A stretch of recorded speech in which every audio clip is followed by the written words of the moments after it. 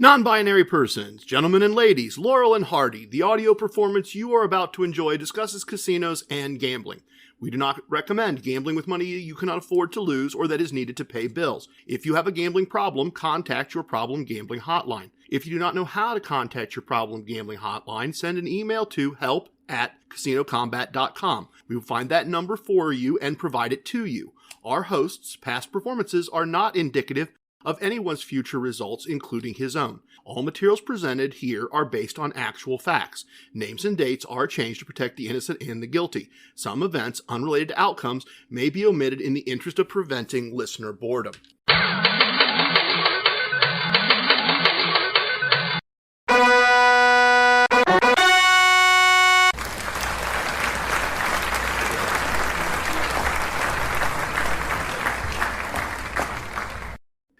It's me, it's TRG, the Ramblin Gambler. I thought by now I'd have it all figured out. How not to make the easy thing so hard to do. I thought that I'd be further down this road if I could read the signs that pointed me to the truth. All the crazy and the whiskey. I guess all I'm saying is forgive me. If I don't know what I'm doing, I'm still learning to be human. Boy, that is true, and I think we are going to see just a bit of that today. Welcome to episode 111 of our Casino Kombat podcast. I am your somewhat humbled host, TRG. That is a great set of words for Casino Kombat. Saying, doing, learning. We're kind of about all those things, and we're going to talk a bit today about that in a couple of different ways. We have a lot of stuff going on in the Casino Kombat galaxy, a lot of squad stuff to talk about. Let me do that first, and then we will get the battle plan. If this is your first time, if you just found this at random and wonder what is going on, stick with me. Allow me a few minutes of your time. I've got some very beginner, very first-time things for you coming up in a few minutes. We will teach you to be good at the game of casino gambling if you are interested and stick with us. We will. First up, big news. The Excelsior Brigade has a new member. Someone has figured out the clues in the podcast. The real world name of my home casino, Casino 2. Our newest Excelsior Brigade member is Magic Aces. I've known MA in a variety of ways for a bit now. He actually just launched a page called The Magic of Advantage Dice Control. I think we can assume that that's about playing 3-card poker, right? I mean, that would fit for a 3-card poker group. I'm joking. He is a member of our Facebook group, the Casino Kombat Squad. If you have an interest in another point of view on craps, an educated and informed point of view, a more knowledgeable point of view perhaps, certainly go check out his page. Show him some love and support. Casino Wisdom number 81 teaches us to ABC, always be casinoing. And that happens in some neat ways. I had a weekend very recently where Gabriel is in the casino testing a craps strategy that I had as an idea and have been discussing with SameBet. Equine Ensign was in Atlantic City at the same time, and we were discussing, he and I, the information about the crowds, the table limits, his result, that kind of thing. All while at the same time, on the same weekend, ECE and I are working through the math on a new idea that he and I had. And I'm not sure exactly how that dialogue started. I'm not sure who had which idea first. That is just the great part about that. This is an ongoing big moment. Different people, different projects, all going on in the background of my life, all happening at the same time. We have moved beyond one guy. We've moved beyond one guy's thoughts, one guy's idea. This is now an ongoing research project by all of us who want to participate into ways to beat the casino, into ways to win the game of casino gambling. Big ways, small ways, a variety of ways. Look, no one but me signed up for this. But when I looked over the great work that ECE did in our conversation, when I tried to start to put it together to summarize it, I realized a couple things. I realized it needed to be content. I realized that there was enough math and numbers in it that perhaps podcast content wasn't where that belonged. And I realized that ECE understood things a lot better than I did. And as I said, he didn't sign up for this. Equine Ensign didn't sign up to give me reports from Atlantic City, to hear my crazy idea about some database that I want to create or some this or that. Same bet did not sign up to get messages from me while I'm in the casino, while I've had an idea about how to approach craps a little differently.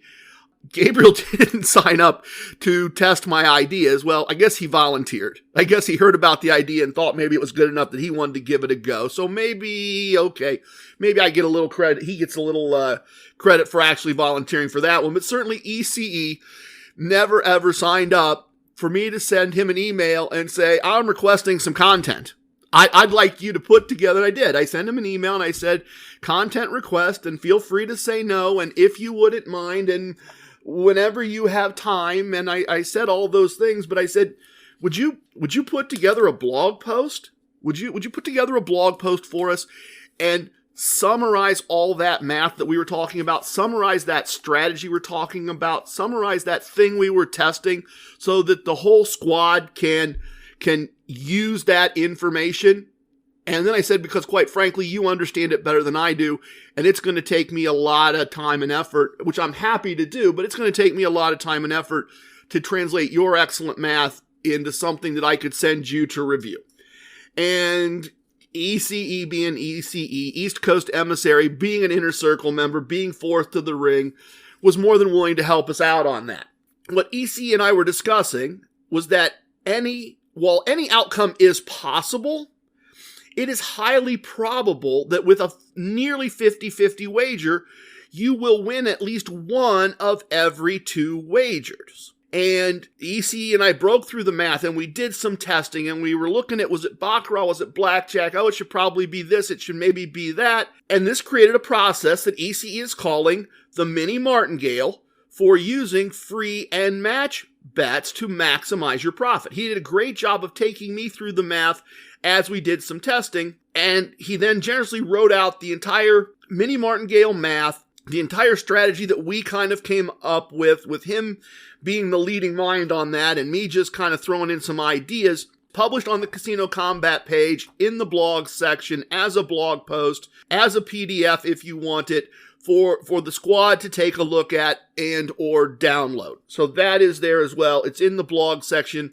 In fact, maybe we'll see. Maybe we'll put it both places. Maybe we'll put it in a blog post and then put it as a downloadable thing from Fred. Yeah, actually, that probably makes a lot of sense. Maybe put that with Fred. But it'll be there. It'll be available. It's a nice piece of math. It is a good technique if you want to maximize value out of free bets, match bets.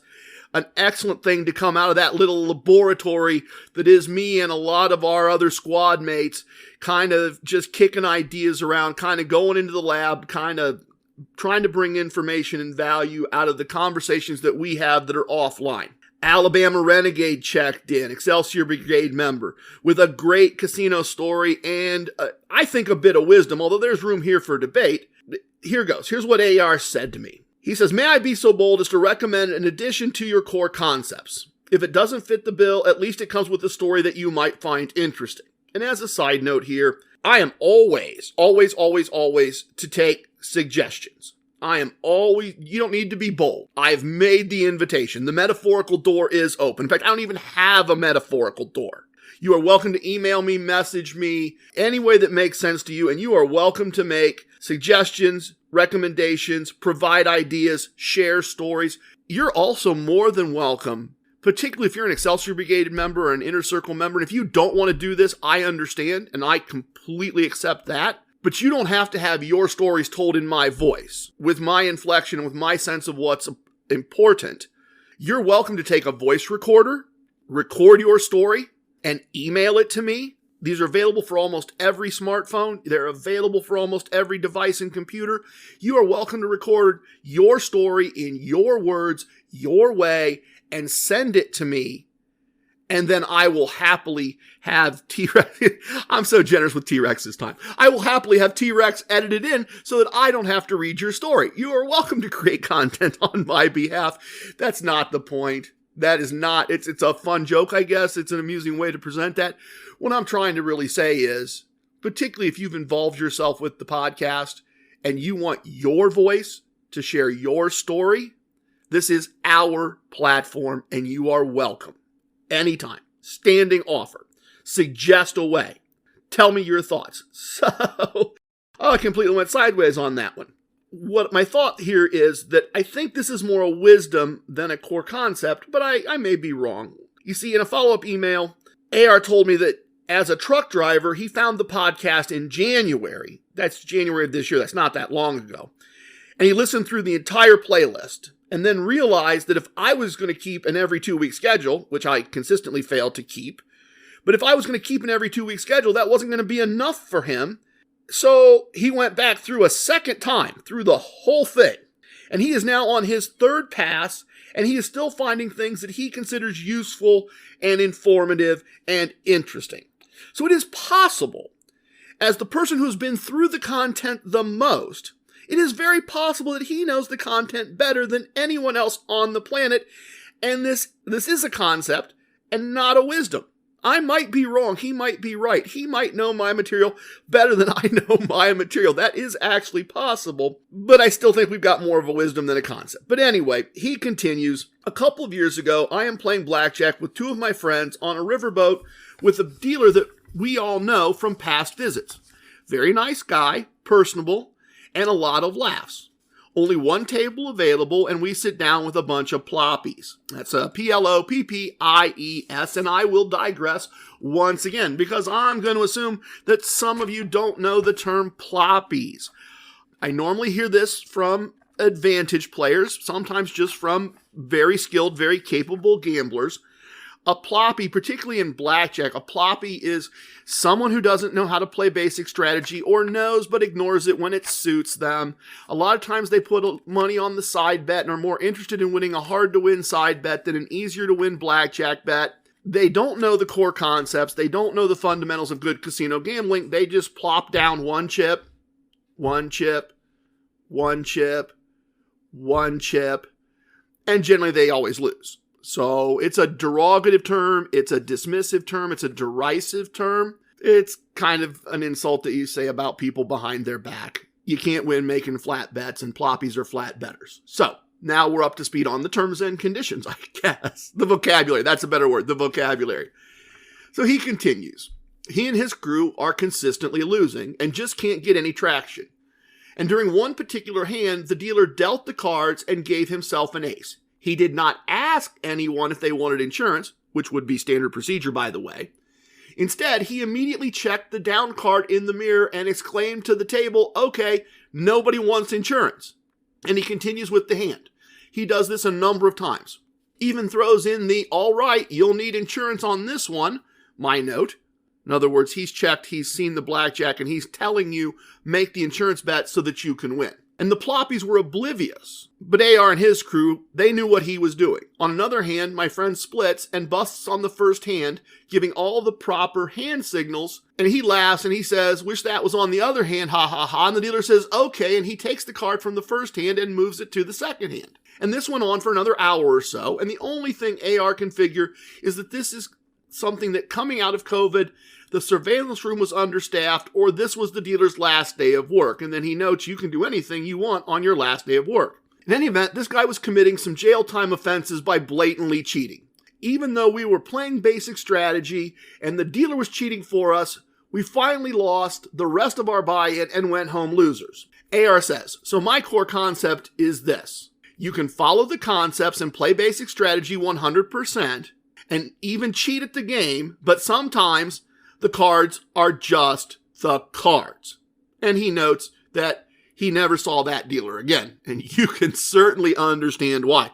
I have a story or two. I know I've shared the one about New Year's Eve. I have a story or two about dealers cheating a little to help a player out, coloring outside the lines just a little bit, if you will, falling on the crook side of that hero and crook dilemma that we often talk about. But I've never seen anything this blatant. I've never seen anything as blatant as telling you when there is or is not a blackjack. I've never seen anything as blatant as just moving a card where it's not supposed to be on the board. I can understand why that dealer was never seen again. Great story. Great point of view. Yeah, sometimes I suspect even if you cheat, that is very true. The cards are just the cards. And that also means that if somebody before you plays wrong, if they don't do the book play, It doesn't have anything to do with you at all. The cards are just the cards. Really, really, really appreciate AR contributing that story. I'd have liked to have been at that table and seen that. I'd like to have seen the people that were oblivious to what's going on while everybody else understood. Great story. Still think it's a wisdom, but a great story. I think that catches us up with the squad. I think it does. I think we know what's been going on with the squad. I think we've covered that. What is our battle plan? Pretty straightforward, almost old school. We are going to do a core concept segment and continue to spell concepts with a K, of course.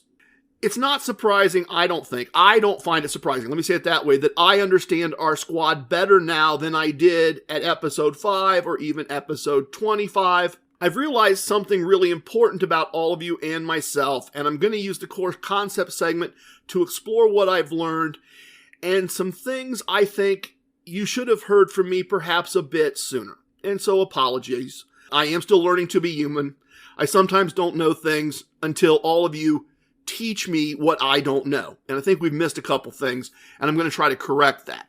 After that, we're going to do a moment of casino wisdom and look at the results of my application of a couple of casino wisdoms. We will finish up in the virtual VIP lounge to wrap up the month of March with a look at 2 weeks of gambling and to review the full results for the month. You know, yeah, I wrote that. Sorry, T-Rex. I'm calling an audible. I'm going to do results in a results segment. I'm going to save the virtual VIP lounge.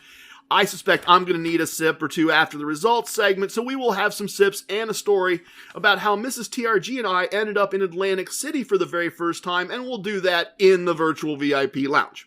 Not sure why I thought of that story, but it fits well with what I want to talk about in the core concepts segment, I think. I just don't think I want to end it with the results segment, so that's the battle plan. Concepts, wisdoms, results, virtual VIP lounge. Okay, that's it. Nothing to do but get after it at this point. Core concepts are up next.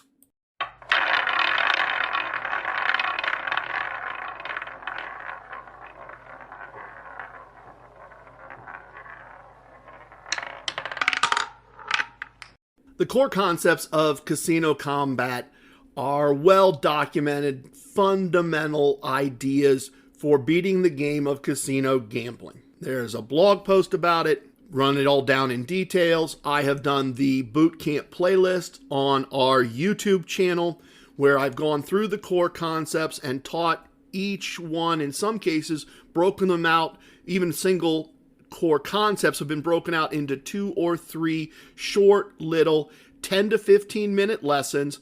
I try to remove as many of the dad jokes as I can. I try to take as much of the storytelling out as I can. I try to make it like a lecture series. I tried to make that like an educational series. This is what you should know after I finish. Now in 10 or 15 minutes, I've finished it. So if you need to learn, and you do need to learn, so let me say that a different way. If you have not yet learned the core concepts, in my opinion, you should learn the core concepts if you want to be successful at casino gambling. And there are a variety of ways that I provided to do that. And I've provided them in simple ways that don't mean you have to go back and listen to the first 10 episodes to learn the core concepts. But if you listen to the first 10 episodes, you'll get a very good fundamental lesson in the core concepts themselves. You'll get that information, but I want you to be able to have it without having to listen back through, 10 hours? I've done it for you in 90 minutes on the YouTube channel. I've done it for you in a blog post that you can probably read in less than 10 minutes. So that information is all there. If you are trying to play to win at any meaningful level, you need to not only know these, you need to be able to explain them to other people. If my journey with all of you has taught me anything, it's that teaching others is the final step to mastery, or it's the next step to mastery, and I haven't learned the final step yet, but I've had many people tell me many times that to become an expert, to become truly a master of anything, besides just time on task, you need to teach it to someone else. And that means that if you are going to master the core concepts, you should be able to sit down and write them out. In your words, not in mine. You should be able to lay out and explain the ideas to someone, particularly someone who has no interest. Sit down a smart uncle. Sit down a smart 22-year-old that's good at math. Sit down someone that has no interest in this at all and try to explain it to them and answer their questions. and you will be many, many steps closer to having success. And I'm not going to talk about one specific concept today, but rather the concepts themselves, my journey to discovering them, and I'm not going to say inventing. Others have discovered these as well. These are like time-tested truths that if you don't know somebody to teach them to you, you can go out and discover for yourself. So I didn't invent any of this. I invented the words that I put on the ideas, but the ideas themselves are timeless. And I want to address the fact that sometimes a cheat code may cause you to do too much too fast. That's the good way to say that. Sometimes a cheat code may cause you to do too much too fast. So I want to talk about the baby steps. I want to talk about some portions of my life that maybe I fast forwarded through way too much for you. I'm really starting to have some concerns in this regard. Between my first visit to Las Vegas and my second visit to Las Vegas, there was 3 years. 3 years of doing nothing other than reading books and having thoughts. Probably another 3 years before we hit Vegas again, and I'm going to tell you a little bit about what happened as part of that when we get to the virtual VIP lounge, because we hit Atlantic City fairly quickly after that. I had a few solo trips to Vegas, and I proved I could count cards and learned why it made no sense to count cards. We had small children. Years would go by with no gambling at all, or in a couple cases, I'd get sent someplace on a work assignment for a client, and I'd say to them, hey, you're paying the airfare. I'm willing to go out a day early and stop in Las Vegas to save you the $200 on the airfare. If that's what you'd like to do, I'll take care of my lodging. And I'd get through Vegas for 24 hours. But often there were years with no gambling at all. Just reading books, studying, practicing with the deck of cards, looking at ideas on paper, testing them and having them fail. Eventually, after a lot of years of that, after a lot of years of maybe having 4, 5, 6 days in Las Vegas with my wife while the kids were at camp or something like that, eventually I reached a point where I was able to go 2 hours, often as once a week, and play blackjack and do some other gambling and start to see what would work and what wouldn't, and to start to understand how reward systems worked really for the very first time. After about 2.5 decades, after about 25 years, I was finally able to play when I wanted. There was finally a casino close enough to my home that I could play virtually any time I wanted to play. And I met Gabriel, and I was able to share ideas with someone and compare results and see how they understood reward systems and see how they understood what was going on. That's a long journey that I fast forwarded through. Yeah, and sometimes we do flashbacks and I pull little nuggets and tidbits and fun stories out of that whole big block of time. But that's a big block of time that we just went right through as if it had never happened because there was a pandemic and I was bored and I had a crazy idea. In the midst of that crazy idea, and as things changed in my life, I started really growing a bankroll for the first time since I didn't have children to support. And I was able to fully implement all of my ideas from all of those decades. I was able to play for a profit every day, and I'm doing well with that. But think about what was learned during all of those little baby steps to get where I am today. Look, trust me, if there's a mistake to be made in gambling, I've probably made it. I've taken a bankroll too small and then gotten stuck and then been someplace and tried to pull money out of ATMs. I've taken cash advances on credit cards that I shouldn't have taken. I've gambled after having too much to drink and lost money I shouldn't have lost. I've gone on amazing winning streaks and then didn't know when to stop and finished up with a third of what I started with. If there's a dumb thing you can do while gambling, I've done it. And I've experienced the negative emotions and I've understood them and I've learned to control them. And that came from experience. That came from time. That came from practice. I've told you about some of those negative things. I told you about ending a vacation at the Mirage, winning every other hand, but still losing money I probably really couldn't afford to lose. I've talked about that plane ride home and saying I'm never doing this again until I find something better than what I read in those stupid books. That was an important baby step. It's a baby step I'd like to help all of you skip, but that was an important baby step.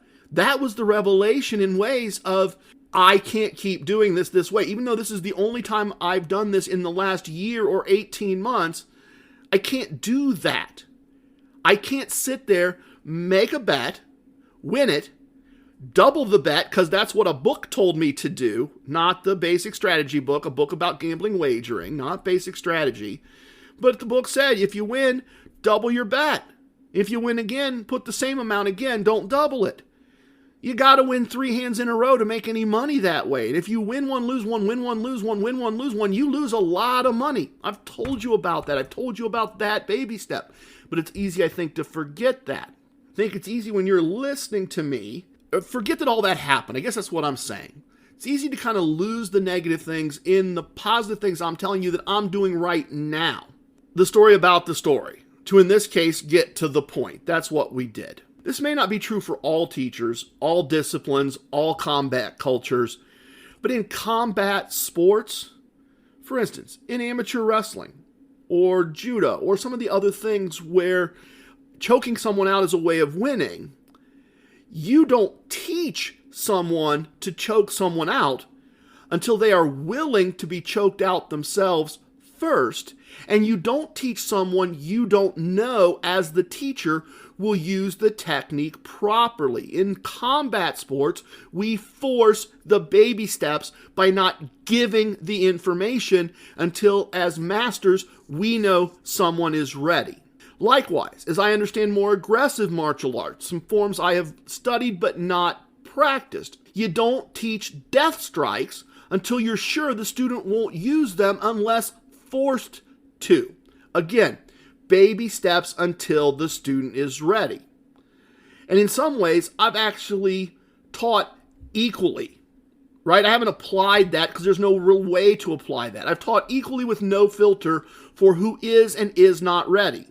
There are, without a doubt, some experts out there who hear what I consider PhD level lessons, and they think, well, of course, that's obvious.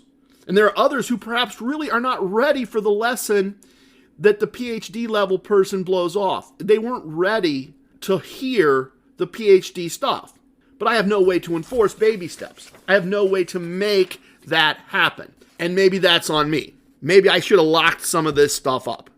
Maybe I should have made some of you take a test to prove to me that you were ready for the extra content. That'd be a really smart thing if I was doing this all from the beginning. I didn't. I've put the information out there. And from feedback I'm getting from a variety of people, I think maybe some baby steps are in order. And I didn't teach that as well as I should have. I'm still learning to be human. Way back in episode 1, I talk about how I would start doing Casino Kombat as a side hustle.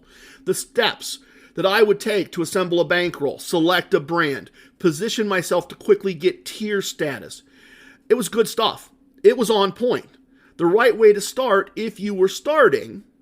But again, no baby steps. I laid out the whole plan for you. You didn't have to figure it out. You didn't have to make mistakes. You didn't have to channel those emotional controls. You didn't have to walk away from a problem that you didn't create and think your way through it. You just had to do my steps. If you put together the bankroll and you did it that way, you'd quickly reach the high tiers, right? You'd go from being beginner belt to being 5 steps higher belt. You'd go from not knowing how to choke somebody out to knowing how to choke somebody out, boom, boom, boom, boom, boom, almost just listening to that lesson if you understand the metaphor. With all the backstory out of the way, with the table set, I wanted to talk about how I actually would coach someone who was just starting to do this. If I was going to take on an apprentice, if I was going to have a Casino Kombat Padawan learner, how would I teach this? What would I do? And I've been thinking about this a lot as I message with a variety of you as you're starting and sharing your successes and failures. How would I really do this? And I guess I think I would do it this way. Once we had a bankroll sorted, once we had wagers selected, once the apprentice could tell me the core concepts in their own words and effectively answer my questions. Notice all the baby steps before the casino. Notice there's no casino involved yet. But once that was all done, then maybe we'll go to the casino. I'm not taking an apprentice who has heard the core concepts to a casino. I'm taking an apprentice who can teach the core concepts to a casino. If you can't teach the core concepts, if you can't sit down and write out the lessons to teach someone else without help from me, I would say you're not ready yet. You haven't completed those baby steps. Do that. Make sure you can do that. And if you think it's easy, cool. If you think it's easy, that's great. Prove to yourself, if it's easy, it shouldn't take long. Prove it to yourself.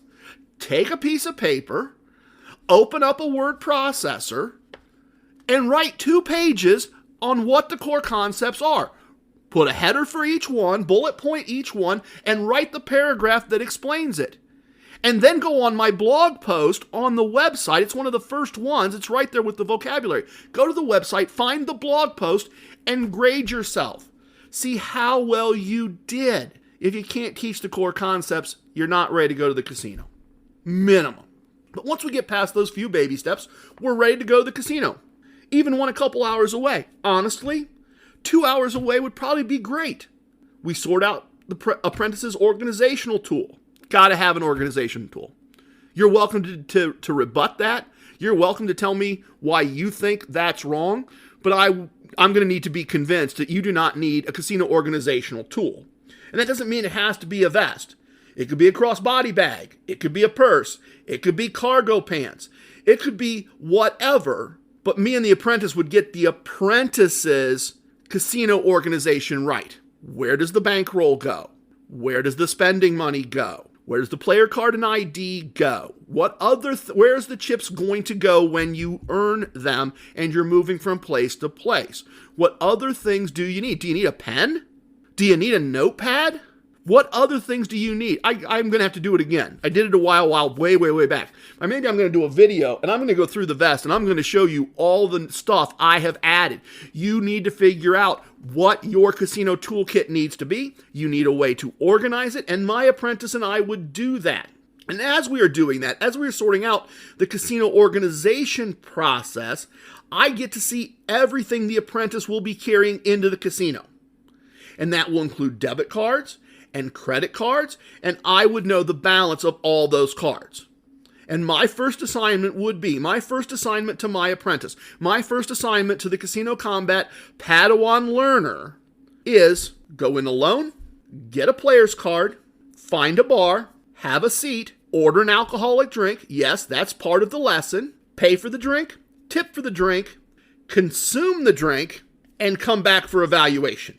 And the evaluation involves emptying all pockets, confirming that the cash on hand is missing the money for the drink and only the money for the drink. And that's the only money that's missing. And all debit card and credit card balances are checked and confirmed as unchanged. You can't do this. You can't do Casino Kombat. If you can't be in a casino, put a small amount of alcohol in your system and not gamble. Not just say, oh, what the heck, and throw $10 into a video poker machine on the bar top. Not just play one slot machine since you know my slot tactics and you've read my ebook. Not gamble. To be a place where you can gamble, have some alcohol, and keep control of yourself, and not gamble when gambling is available. That's the first best skill. And failing is fine. Lots of people have failed that test. An apprentice can fail that test, especially if they didn't know going in what was being tested for. If I give you the assignment and you walk in and you don't know that I'm testing to prove that you have the control to not gamble, that's probably a pretty easy thing to try and fail. Especially if you don't have this episode as a spoiler, right? If you have this episode as a spoiler and then I take you on as apprentice, well then you know. But I bet that for a lot of people going in blind, that's a tough test to pass. It's tough not to just say, what the heck, I'm going to throw $5 in and see how it goes. So we would test that way. We would test for that control. Failure's fine, as I said. It's part of learning. We would just, in this theoretical apprentice situation, we would just wait a month. Yep, I'd make the apprentice wait a whole month before they went to the casino to try again. A whole month to think about the mistakes and think about the parallels I'm creating there for my apprentice. I'm creating that restriction on the availability of gambling that I had. Because I couldn't just pop to Las Vegas anytime I wanted to and gamble. I couldn't just pop to Atlantic City anytime I wanted to and gamble. So I would have times after success or failure with nothing to do as it related to gambling. I couldn't always be casinoing back then. It wasn't an option. Particularly if the apprentice failed. I think fail or succeed, but either way, I'd put time between it. I'd put time to think and learn and grow. Once that baby step's complete, once the apprentice can walk in, get a player's card, buy a drink, pay for the drink, tip for the drink, and walk out without gambling. Excellent. The next step would be go in. Again, a 2-hour drive would be perfect. Having to drive 2 hours, execute this, and then leave would be absolutely perfect, because the next step is walk in with your bankroll, find a table, buy in, win 2 units or lose 4 units, and walk out the door. And don't come back for a week minimum. Walk in, win 2, lose 4, and walk out and don't go back. And I would stay at this baby step for a while, maybe several months. 1 visit, no more often than once a week. Winning 2 units or losing 4. If you think that's easy, try it. Try having 10 units for your buy-in. Times 3 for 3 buy-ins in your pocket, that's 30 units. Losing 4. Having 26 left. Having 26 units left out of 30. You've lost 4. You've just barely lost more than 10%. And walk out. Try that. That's not easy. It's not easy for me. It's not easy for anybody, in my opinion. When I was starting out and playing in Las Vegas, playing for low stakes that were not going to get me comped, this is often how we played as a couple. Sit down, win or lose just a few chips, and leave. Do some sightseeing, see an attraction, go to the pool, and then play a little more somewhere else. It didn't matter where we played, and it didn't matter how long we were not getting comped. We were $2 and $4 players in a $25 to $100 world. The next step for my apprentice would be start trying to extend a win by 1 unit after winning 2 units, right? So if you win 2, now try to extend the win using just 1 unit. And in a perfect world, this would be something like we'd start with a $15 unit size. So you've won 2 units, you've won $30, but we would do this with a $5 table. So then you could take the 15 and drop back to a $5 unit size at the same table. So win 30, use 15 in $5 units, and try to increase the win if possible, but walk away with $15 unless something really weird happens on the blackjack table. We'll sit those to the side for now. Those could happen. They're lessons in and of themselves. But see, that would work great, right? Because we've won 30, we dropped to a $5 unit size. The first bet in TRG4 is a 1 unit wager, $5. If you win it, you have $5. If you win it again, you have another $5, and you take 2 of that $5 and you make a $7 wager, and we're on the progressive side of things. And if we're doing TRG4 and you lose the first bet of $5, the next bet is $10, and if you win that, we once again have $5, and we've extended our win. And when we run out of the $15, the 3 units of $5 wagers, when that's gone, then we leave. Once again, proving the ability to have the discipline to try to extend the win. If it doesn't happen, that's okay. $15 is the win, but try to extend and see how we can do with that, but never go back in to what's being won and accumulated. After all those baby steps have been completed successfully, completed multiple times, then we would start to increase the positive and negative exit points. We'd go to, instead of up 2 or down 4, we'd go up 3, down 5. Until eventually it kind of becomes 6 up or 5 down. Then 10 up or 8 down. Gradually widening the positive and negatives until we flip them and we are trying to win more than we are willing to lose. Notice there's no meta martingale yet. No meta martingale at all. We are just going in and trying to win the table, win a small amount or lose a small amount, just like our core concepts say, and walk away and not worry about the table and not worry about the day. Try to win the longer time period, probably not months for our apprentice. Our fictional Padawan, our fictional apprentice, probably is going to be playing for the 6 months, playing for the year to begin with, and that's an appropriate baby step level. Small amounts of play for small wins, accepting there will be small losses, getting into the process enough to maybe start to get some comps depending on the level we're playing at, and no meta martingale. Just accept the chop, get used to the chop, see how it goes. Once success is accomplished at a level of win 10 or lose 8, once success has started to happen, yes, there will be losses, but ideally the wins over time are more than the losses. That's what the skill will be we're trying to teach. The next step is to win the bankroll to use a meta martingale while putting aside money for taxes and to pay some bills. That's not easy. That's tough. You're going to think you're doing great, and then it's going to fall apart, and you're going to have to start over. Just like I had to for years and years and years and years. Those are the way I would make an apprentice do the baby steps. I'm realizing that, wow, take 3. Because really look at this. I lived that. I lived that right in front of you. I've said over and over and over that this is reality podcasting. I give you a real decent look at my somewhat edited real life. You watched me go through that. You watched me go through as part of the podcast, not having the money to do a meta martingale, and slowly over time winning the money to expand the bankroll to include Mrs. TRG gambling, not only without the money in my pocket, being able to go into a casino fully on her own, 3 buy-ins or more, all set up. All that money was won. That's not money that was earned at one of our jobs.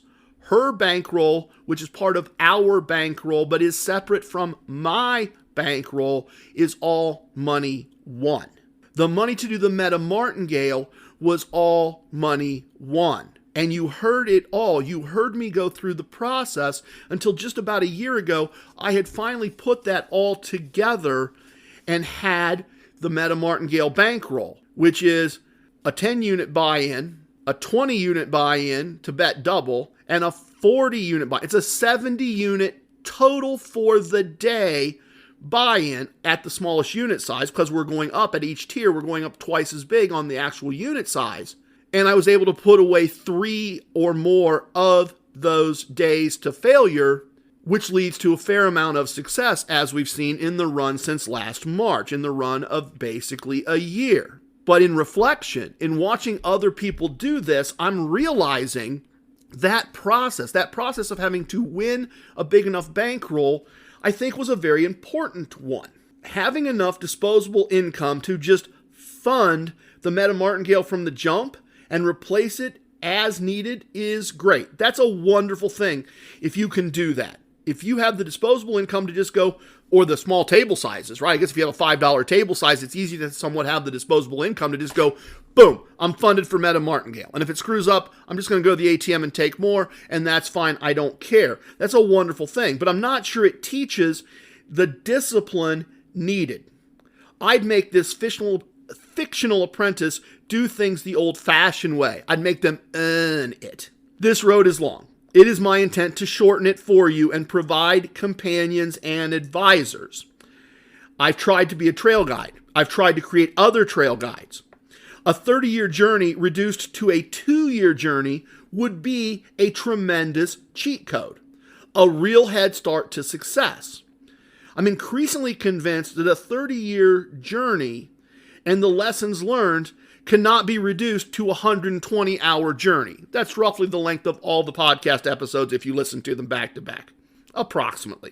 Which is to say, I don't think you can listen to each episode once, take no notes, do no practice, put together a pile of cash, and walk in and execute all of this at a high level. Some of you maybe can. If you can, I'd love to hear about it. But the people I hear from that have the most success are finding this well into their journey. You know, the gentleman who was a professional card counter, a professionally trained card counter with all the brains and discipline that goes into that, gets banned from counting cards in big chunks of the United States, and then finds Casino Kombat, and then realizes that a lot of it's what he already knows and has been doing, and it has a few good ideas he can incorporate into his Baccarat play, because that's all he's allowed to play, and card counting doesn't matter. That person has already learned a lot of the lessons. I don't think you can listen to me, only listen to me, not be able to write the core concepts, not have some wisdoms memorized and understood, not having done any of it, and just walk in and necessarily instantly execute at a very high level and manage all the things that have to be managed.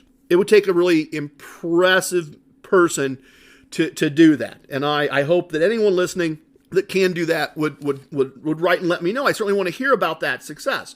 But the more I think about how I would teach someone, the more I'm convinced that if you are just starting out, you should start slow and build discipline. I mean, who knows? It took me almost 3 years to learn that lesson from all of you because you shared your feedback.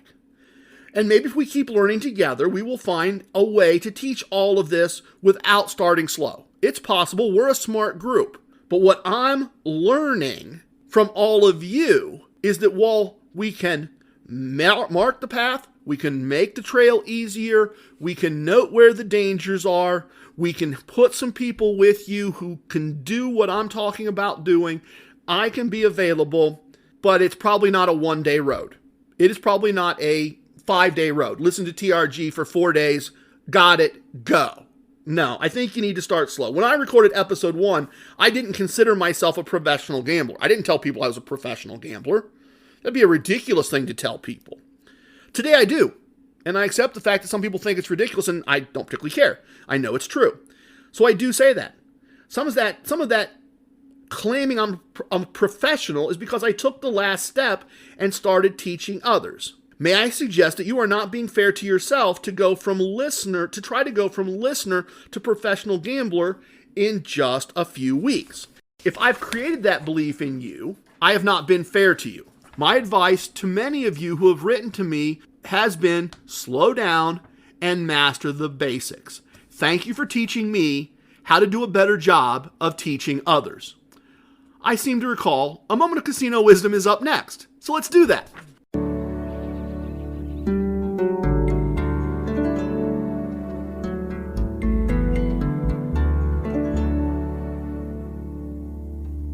Casino wisdoms start with knowledge or information about how casinos operate or how players behave in a casino, and then folds in or combines in with that knowledge or information actions to be taken in specific situations. And today I want to look at casino wisdom number 30, which teaches us if you are a regular in a casino, the casino's employees are not your employees, they are your co-workers. That was kind of a revelation to me not that long ago. And casino wisdom number 86, which teaches us have allies, have people on your side. And I want to talk a bit today about those and then show you what a day at my local casino looks like sometimes as a result of the application of those two wisdoms over time. Now, last fall, and I know I talked about this, I realized that Gabriel does a better job of creating allies than I do. And I had that epiphany moment just a little bit after that, and I learned casino wisdom number 30, and I learned that I need to see the people that are there every day with me as my co-workers, not as people that are just there doing their job. We are doing our job together.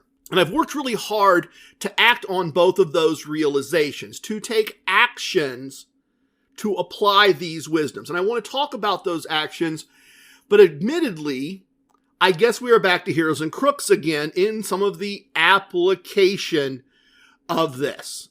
Mitch is going to come after me again. Look, T-Rex, edit this out if I get mean. I'm not going to try to be mean. If I do, just chop this part out, T-Rex. You always do that well. But I think it's time to let Mitch have his minute. Let's see if I can do this. Let's let Mitch have his minute. Mitch is a regular listener, a frequent emailer, a diligent emailer, an emailer who won't take thanks, don't need to send any more of those things kind of emailer. Mitch takes very seriously the hate it part of love it, hate it, it don't matter. He's very, very serious about the hate it part. Mitch has some very strong opinions against any and all behaviors that might be considered even the slightly bit crookish.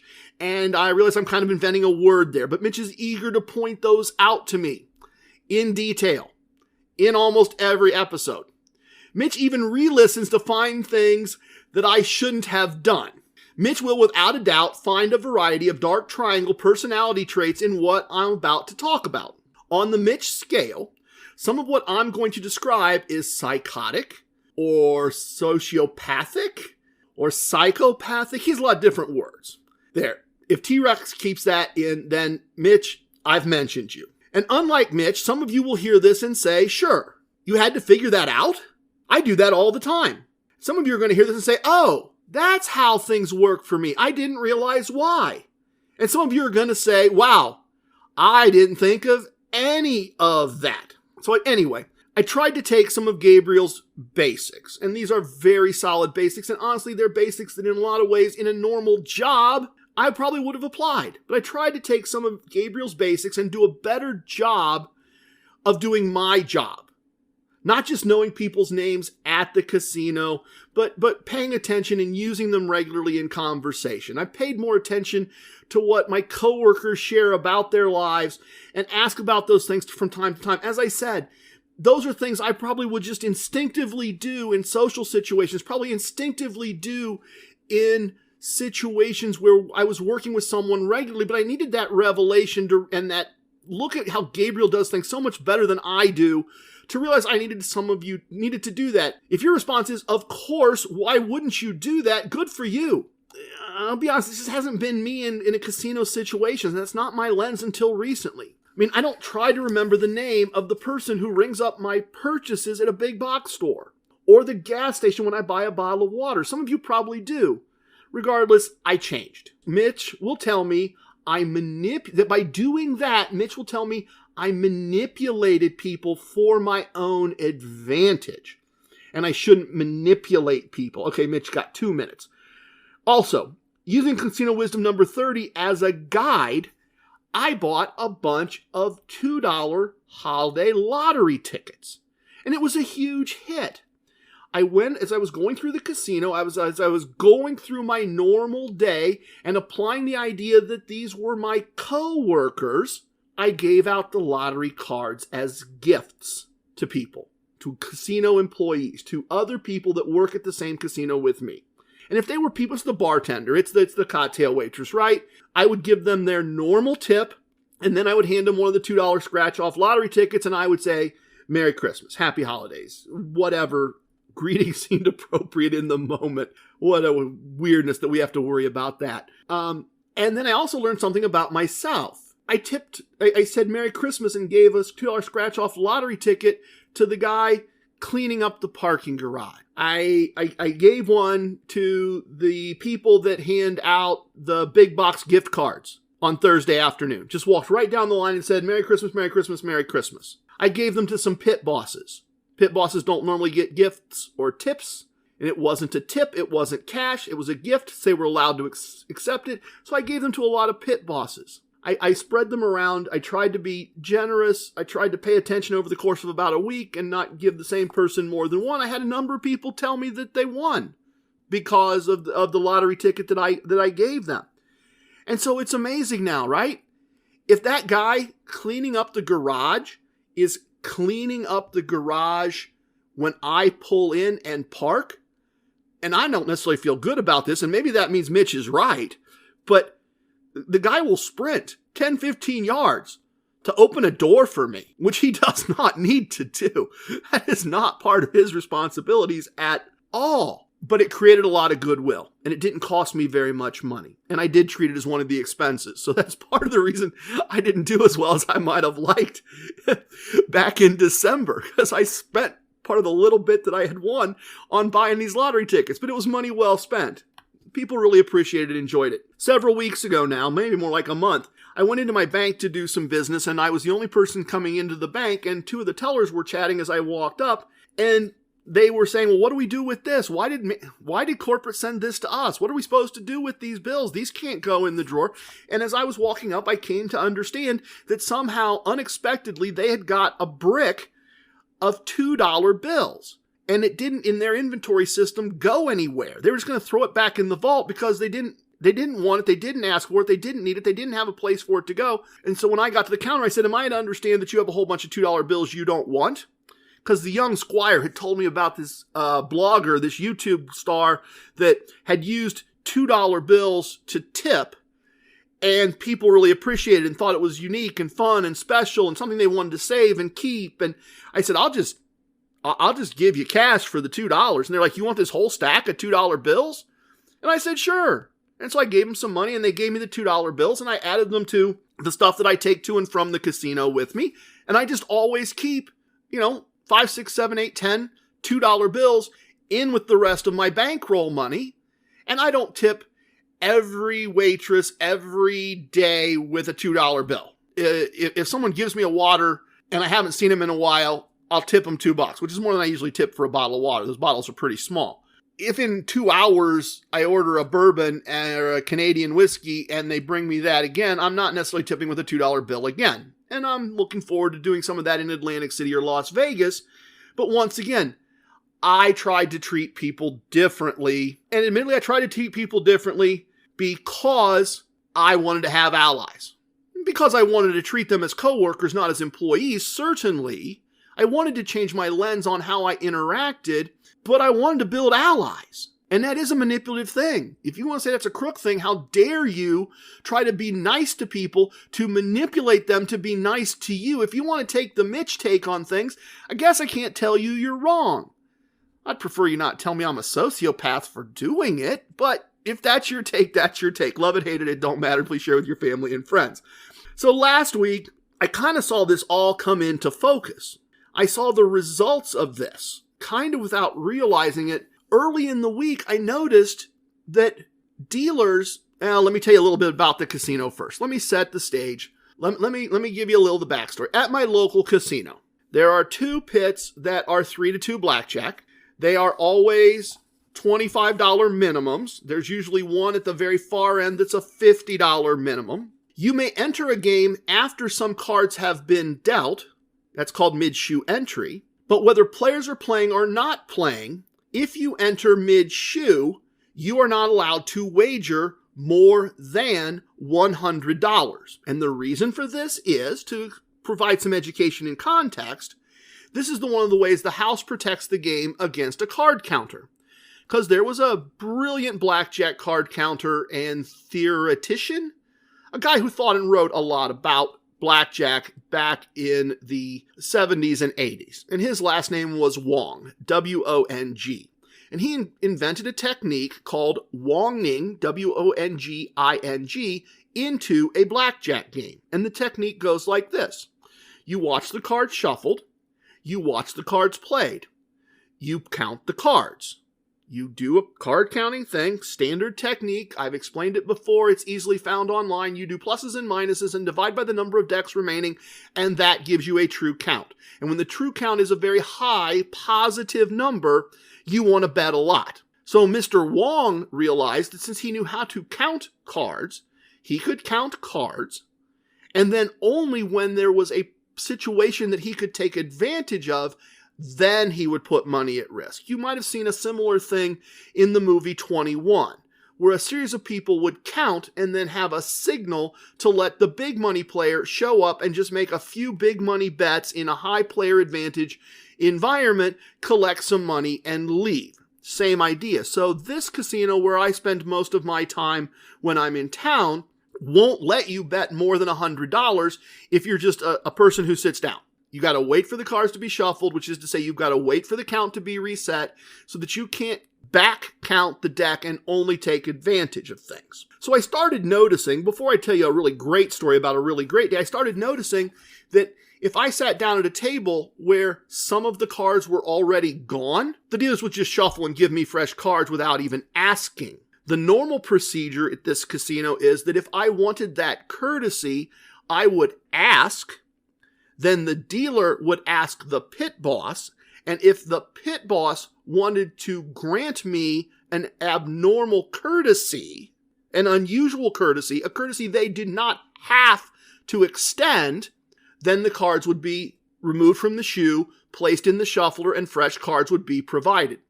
I noticed that a lot of these dealers, again, dealers that I see every day and that deal to me at least once or twice a week, they just extended the courtesy without even asking, without even thinking about whether they should consult with someone or not. Kind of really an interesting, neat kind of courtesy for them to extend to me. The other thing that I noticed happened is I was in a weird situation, started with fresh cards, got maybe 6, 8, 10 hands in, and the dealer rotated out to go on break. That's not unusual. Card gets burned when that happens. That's not unusual. Just a few short hands later, new pit boss comes up, explains to the dealer that somebody called in sick and she's the only dealer they have left that has 3-card poker or Mississippi Stud or one of the carnival games. So she's going to have to come off this table and go to that table, and so is being sent over. And then seeing that I'm the only player at the table, he says to her, when Ronnie comes over, tell him TRG controls the burn card. TRG, if you don't want a card burned, that we're not trying to do this to mess with you. So if you don't want a card burned when he comes over here, you don't have to have another card burned. And if you do want a card burned at any time during this shoe, you just tell Ronnie to burn a card. And if you need to burn 2 or 3, you go ahead. That's an uncommon level of courtesy to be extended to me. That's a difference. And to show you how different that is, and he wouldn't remember it, like 4 years ago, the same pit boss refused to shuffle the cards when there were about 3 hands left, and wanted to force myself and a couple other players to play the hands, even though we were all standing there with thousands of dollars in chips and refusing to play until the cards were gone. Maybe he had a bad day. I don't know, but I appreciate the fact that this is an unusual courtesy to be extended to a player, and I really appreciate it. So let me get to the really fun part of this. The really fun, everything went right kind of hour or 2 in the casino. We had all the right people in the right pit at the right time. Captain Courageous is the pit boss. If you don't recall, Captain Courageous, somewhat jokingly, somewhat seriously, just kind of said, if I need to do some of the transactions for him, as long as I tell him after the fact, he appreciates it, he doesn't care. So sometimes I'll color up chips for people. They'll need 2 black chips, and I'll just say, go ahead and send them. And then the dealer looks at me, and I just say really loud, hey, Captain Courageous, I'm sending 2 black. And he'll say, that's fine. Just tell me when I get there in a little bit. And I keep track of it. I know his job from the player side. I don't know his job from his side. I'm not trying to say that, but I understand the things he needs from the dealer for the most part at the table, and I can relay those. And so he grants me some leeway. He kind of lets me do some of the easy things for him. It makes his job easier. So I walk up. There's about more than half the shoe left. Someone has walked away because things weren't going well or because they won a lot of money, but the dealer is standing there with just some cards played, and the normal procedure would be, as I said, that I would have to ask, then he would have to ask Captain Courageous, then Captain Courageous would give permission, then it would happen. And I was going to buy in. I'm going to tell you this a little bit. I'm going to tell you this more in a future episode. I've been buying in with the Tier 1 and the Tier 2 buy-in at the same time for reasons yet to be revealed. And so I'm going to buy in, and I'm going to want some black chips and some green chips. And once again, what's the normal procedure for black chips? I ask for them. The dealer puts them out on the table, then asks permission from the pit boss to give me the black chips, and then once given permission, he passes over the black chips. Now, Captain Courageous is 4 or 5 tables down, and he's dealing with something, not something hugely, like, there was no big payoff going out. He was just doing his job several tables down. And so I just walk up the table, and I say, hey, Captain Courageous, we're about 3 decks in here on this shoe. I'm going to have John break the shoe, and once he breaks the shoe, I'm going to buy in for blah, blah, blah dollars, and I'm going to have him give me some black chips. I'm going to have 3 black out. And he goes, okay, go ahead. And it's a dealer, John, who I don't know well, looks at me and goes, are you serious? I said, yeah, you heard him. He said, go ahead. He's like, you can do that? I said, well, apparently I can. I said, I thought it was a joke at first, but I'm just trying to make things easier on him. He goes, well, thanks. You made it easier on all of us. You handled all of it. Very good. He goes, I'm going to charge you $1 for breaking the deck, though. And I said, okay. And I added $1 to my buy-in. And once again, I'm making allies, right? This is a great thing. This is a very kind of cool thing to do, kind of a cool thing to be part of. A little bit later, waitress stops by. She wants to make sure I don't want a drink. And I'm good. I don't. I'm just starting to play. We're just going to play some, and we'll worry about whether I want to have a drink later depending on how things go. And eventually I hit kind of a positive exit point, but not enough to go home. And I go up to the bar, and the bar's a little bit busy. And when the bar's a little bit busy, I try not to ask for a TRG teeny. Because TRG teenies take couple minutes to make. There's several steps, a lot more than just pulling a beer or pouring a shot. So I try not to order that when the bar is busy as a courtesy to my coworkers. And I sit down and there are several people in line waiting to get served, and bartender Terry just starts making my TRG teeny without me even asking. And I wouldn't have. I'd have settled for something else. But she just starts automatically making my TRG teeny. She skips everybody else, brings my drink over, brings me a bottle of water. Hard not to appreciate that. Those are really good drinks. I really do enjoy those. So I go back to playing some blackjack. I've now taken my break. I've gotten a beverage. I've looked at the Buddha statue. But other people are playing. So I'm not going to ask to break the shoe. That would be really rude. They're in the middle of something. So I sit down, I ask them if they want me to wait, and they say no. And I know the dealer, and I say, so I give her my chips that I need broken down, and I tell her that I'm going to be betting, even though I'm coming in mid-shoe, I'm going to be betting more than $100. Maybe. Maybe not, but maybe. And I want to clear that up before we start. And she says, okay, well, I gotta get Captain Courageous's attention and approve that. And she's calling him. Wonderful dealer, so skilled, so good at her job. Very tiny person and a very tiny voice. And she is doing all the right things and she's doing her job well. But in the noise of the casino, she is not getting Captain Courageous's attention. And so I just stand up and in my somewhat big, loud voice, I, once again, three tables away, say, oh, by the way, I'm going to be betting more than 150 if I need to, and I'm coming in mid-shoe. And he goes, of course you are. You don't need to bother me with these types of things. And he and I are playing a game. He and I are having some jokes together. And a little later, he comes by and he tells the dealer, when I'm busy, TRG knows what he is and is not allowed to do. You don't need to ask me. You're never going to get in trouble if he tells you to do something and you do it. And he will get in trouble if he steps outside his boundaries, but I'm sure he understands them well. He never tries to abuse that. It's one day. It's one building. The planets all aligned. But as I was going through that day, I really appreciated how much easier my job was because I've been applying those two wisdoms. Which is to say, I cruelly manipulated everyone in the casino for my benefit so that my job is easier. Honestly, sometimes I don't know. You decide.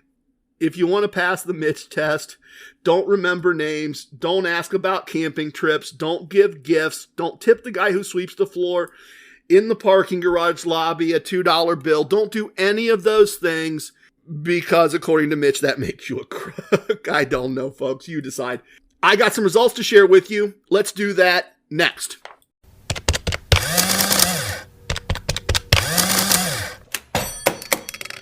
All right, let's do this. Let's talk about results. This is the back half, the last 2 weeks of March 2023, and then we will break down all the results, kind of go through them. If you recall from the last episode, had a rough patch. I had, as we talked about, 2 bad days and a bad table, and finished the first 2 weeks, some choices having been made, and we were down. And didn't let it bug me. Took some money out of the safes, got back to work, and as we look through things here, let's see what we have. We start out. After 2 bad days and a bad hand over the weekend, we start out with a tier 3 loss. A tier 3 loss in which the final hand is 8s split 3 times and doubled once versus a 7, and I lost them all. And the notes say the entire day was action hands, which mean doubles, splits, and doubles. So the entire day was action hands with good draws, and I still lost. Not fun and not really what I wanted to deal with. So that was a Friday, but we already had plans. Mrs. TRG wanted to get away. I like to do that for her as much as possible. I like to look at this and say, okay, you're a professional, you're bankrolled for this, but boy, this is not fun, right? We've had multiple tier 3 martingale losses. We've tried to recover a little bit. We've gotten smacked back down a little bit.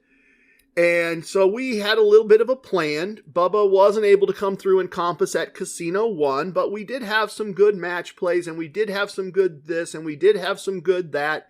So we head off to Casino 1 on Saturday morning, and we stop by, and we get all our various free things, and we play some cards, and we make a little money. All right, I'm getting back on track. And then from there, we head to our home casino, Casino 2. And Casino 2 is normally about 2.5 hours east and a bit south of our home. If we go there by way of Casino 1, it adds about 30 minutes to the drive. It ends up taking about 3 hours if we stop by Casino 1 first. But we did that, and we didn't have any comps available at our home casino, Casino 2, because we haven't been hanging out there as much as we should, counter to what Glory told us last week. She kind of has a skewed version of things sometimes, that algorithm. So we stopped by our home Casino 2. We didn't have a room comp, but we did have enough My Cash. That's their free, tax-free imaginary money. We had enough of that we just went ahead and comped ourselves the room. Mrs. TRG was kind enough to pay for dinner with her free, tax-free imaginary money. So we were comped our dinner as well. And we'd won a little money, as I said, at Casino 1. And we played Bubble Craps at Casino 2. And I taught Mrs. TRG a bit more about that. And I won some money playing Bubble Craps. And she won some money playing Bubble Craps. And okay, at least we're getting back into this. So we find the first blackjack table. And in the course of conversation, as I'm winning a nice amount of money, we find out that for the first time in a long time, the high limit room is open. And I'll tell you more about it in a minute, but I've wanted to be there when I could play in that high limit room for a long time. So my ears perked up, and I think if we're being honest in hindsight, that's action I wanted more than I wanted to win. I was looking for a tier 3 opportunity.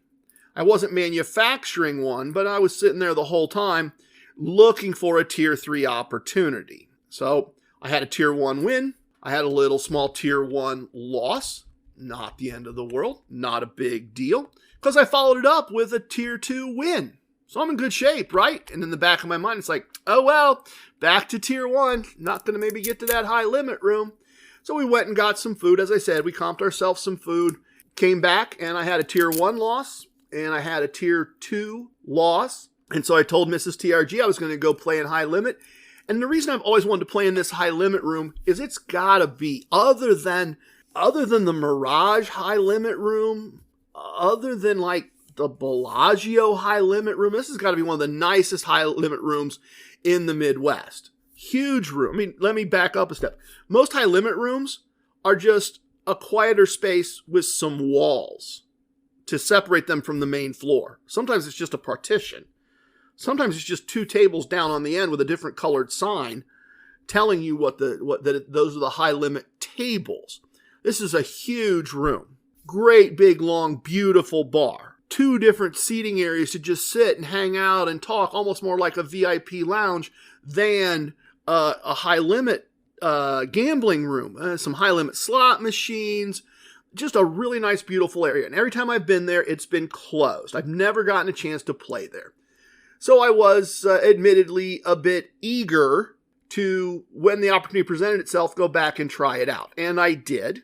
And the bartender very quickly brought me a comped pour of the good Canadian whiskey. And when I said, how much is that, intending to just buy my drink because they don't comp that drink on the main floor, she said, oh no, as long as you're going to be playing, that's fine, honey. It's fine. Don't worry about it. So now I'm really liking the high limit room here. And very quickly, I take a tier 3 loss. It's one of those classic, at any tier losses, there's not much you can do about it. I'm playing TRG 4, win more, keep more. I lose the first bet. I make the second bet, which is 2 units. I split that. I lose both of those. I make another bet or 2 and have another double, and I lose that. And very quickly, in just a few hands, I am minus, in this case, more than 8 units. That's the exit. And that's... I wanted to play more than I wanted to win. Because the right answer here, with the previous wins, the right answer here was to go back, join my wife, and enjoy the rest of the evening. That was the right move. So reset to tier 1, accept that I'd lost some money of the money I'd won and a little money. Honestly, looking back on it, including Casino 1, I was up still a little bit for the day at that point. If I had just walked out and rejoined my wife, it'd have been okay. We'd have still been plus a little money. But I didn't. I decided, you brought plenty of cash with you. You've always wanted to play here. It's not going to take much to fix this. Just buy in again and try to win back what you've lost. Oh, it's stupid the more I say it. Needless to say, I got crushed. Let's read the notes. Let's be honest and transparent and read the damn notes. Worst day of the last 3 years. Finished with something split 3 times and doubled and lost it all. Boy, how many times have we heard that? How many times have we heard that in the last 2 weeks? Way too many times. Look, the cards are the cards, and it just is what it is, and it's unusual, and it's unfortunate. I did rejoin my wife. We did play a little bit more. I did win just a little bit of money, but here's the reality. We went back upstairs. We went back up to the room. We kind of ran through things, and we both said we probably didn't do that as well as we should have. Probably, in fact, Mrs. TRG literally said, we really probably got to clean up our exit points. And she said after dinner, and I finished the sentence, and I said, we were in pretty good shape. We'd fixed a lot of things from last weekend. We should have just gone to the $10 craps table and drank the free drinks that they were willing to comp there, and each played half of the Iron Cross and just kind of hung out and tried to make a little money while playing craps at the cheap table. That's how we should. We definitely, nobody's mad, nobody's angry, nobody's really sad. We just knew what we'd done and knew from experience that we'd done it wrong. And I sat there, and as we're having that last nightcap, she's like, so what are you thinking? And I said, well, I'm thinking that I'm gonna not enjoy having to sit in front of the microphone, talk into the air, and explain to people that I now, for the month, about roughly 20-ish days in, have no hope of having a winning month. It's just not possible. I mean, this is just gonna be the rest of the month looking for a ruby in a mountain of rocks with no Coupe de Ville at the bottom of the Cracker Jack box. That's just what it's gonna be. Said I'm gonna have to sit there and I'm gonna have to tell them the truth, and I'm gonna have to tell them that while I'm gonna keep playing because that's what I do, it's not fixable, dear. I just gotta admit, you've got to understand that we're going to take a loss. And so I woke up with that, and in the cold light of day, I looked at it and I said, this isn't the end of the world. This isn't great. But I pulled up the various things for her and I said, look, I've just over the course of about 3 weeks lost about 5% of what I won for the past year. It's only 5%. It's not as horrible as it feels. It's not the end of the world. And where I can relate to that is if this month had been my first month, I'd have been devastated. If I had started the month, if I had listened to all 111 episodes of the podcast, if I had taken no notes, and obviously I'm reflecting back here, but if I had taken no notes, listened to all the episode once, followed the part about putting together the bankroll, walked in and done some of the stupid things I did, the not realizing that I'd won a day's pay on the slot machine and going to a different casino and playing blackjack because it was take your wife to work. If I had seen a friend from some other part of my life and sat down and played when I knew I really should have walked out, if I'd have then had a really bad table that was no fault of my own, followed by that happening again at my local casino, following by that happening again in a high-limit room that I shouldn't have been in because I should have walked out when I still had a small win for the day, and I'd have lost this amount of money, I'd have been crushed. I'd have been devastated. I'd have been walking away and saying, I can't do this anymore. My wife would have been telling me, I can't do this anymore. Yeah. Let me tell you about one more. Let me tell you about one that's a little bit interesting and a little bit funny and a little bit fun. And then we'll get to the results for the month. Then we'll wrap this all up. And so anyway, I went through a rough week after that. Not in terms of gambling. Actually, the gambling was kind of fine. But I went through a rough week after that. We've been aggressively cleaning the house because we were going to be hosting some events. And some stuff got put where it isn't normally. And maybe we all just live in a matrix, but my avatar just kept glitching, if I'm going to use that metaphor. My avatar just kept glitching when I arrived at the casino parking garage at my local casino. Because one day I'd left the Casino Kombat ring, which means I wasn't able to change names and dates to protect the innocent and the guilty. It's the power I get from the Casino Kombat ring. So I didn't have the ring and I didn't have the bling, and that's fine. And then the next day I show up and I don't have the vest.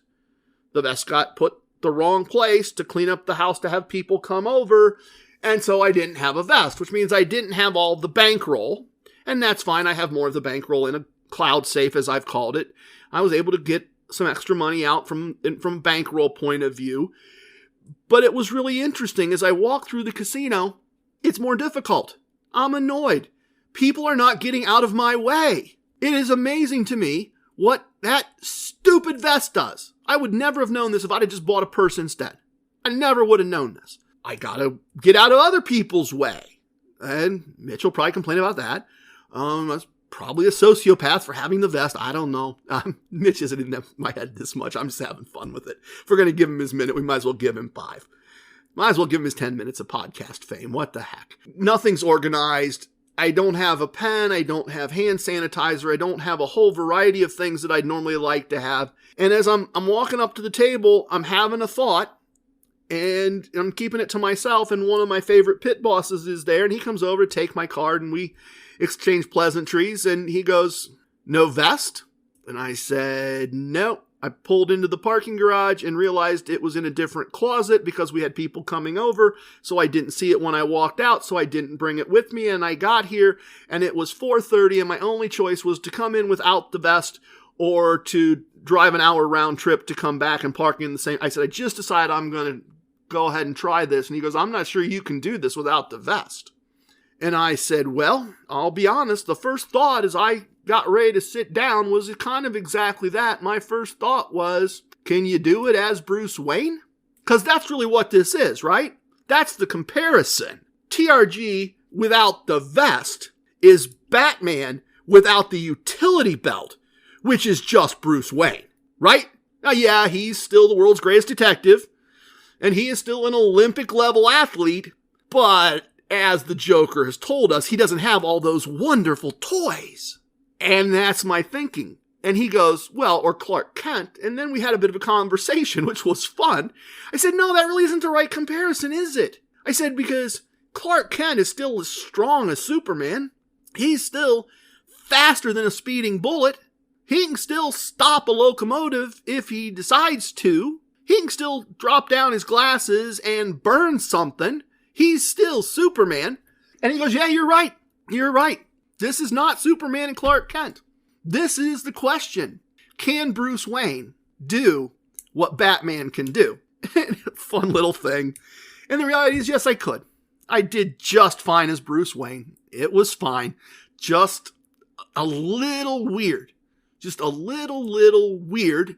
But not only did I do it, I actually did it and then I got to my 12 units, and then I used ECE's thing where he would get to 5 units. He's told you about that. He gets to 5 units, and then he only plays the next 2 steps of TRG4, win more, keep more. He only plays the 1 unit wager, and if he wins, fine. And if he doesn't, he makes the 2 unit wager. And if he loses both of those, then he's done, and he would still have a 2 unit profit.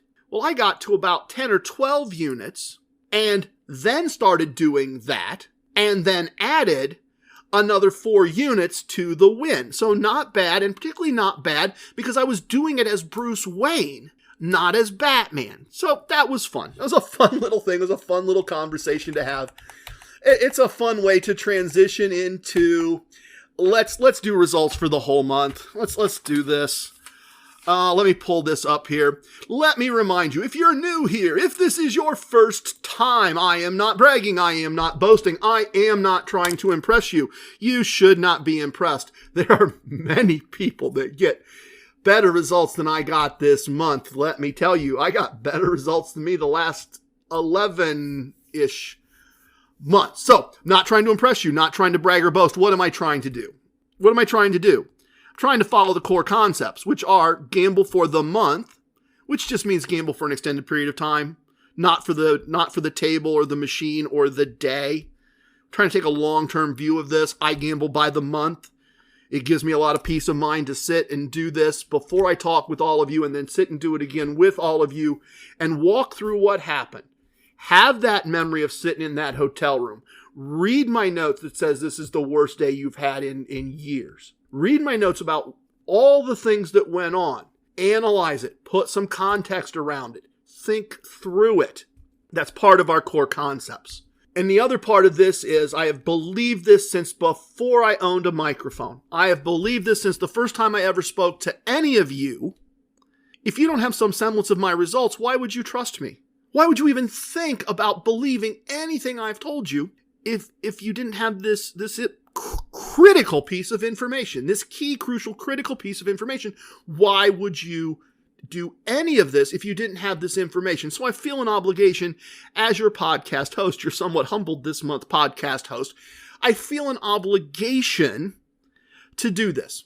I also feel an obligation to keep a little bit of privacy and to not create situations where this is heard all over the world, everyone. And I don't know how much or how often it's heard. This podcast has been listened to at least once by at least one person in well over 50 countries. We're approaching 100 countries. That is a variety of standard of livings. I don't want the person that makes $5,000 a day to laugh at me, and I don't want to make the person who earns $5 a day envious. And quite frankly, I'd like a little privacy. So I give you everything in days pay numbers, as if I earned $1 a day, because I like to work on the days pay scale on a regular basis. And I've talked about the origin of that a zillion times, and I probably will a zillion again, and I'm not going to do it today. I'm going to give you the results in the if I earned $1 a day scale. And these are the results for Mrs. TRG and myself for March 2023. And as has been my custom, I will post for you on the website these results in this format so that you may look them over in detail for yourself and understand them from a written point of view, not from a spoken point of view. Just realizing one thing. We're going to do a little bit of math here just really, really quickly. I'm pulling up the calculator because I realized that I didn't really give you a good number there. Yeah. Okay. So that moment sitting at Casino 2 and talking with Mrs. TRG and realizing that I'd lost about 5% of what I'd won for the previous year and I can't say I didn't feel bad, but I wasn't sad, angry, mad. I wasn't in despair. I wasn't in, oh, woe is me, what will I do?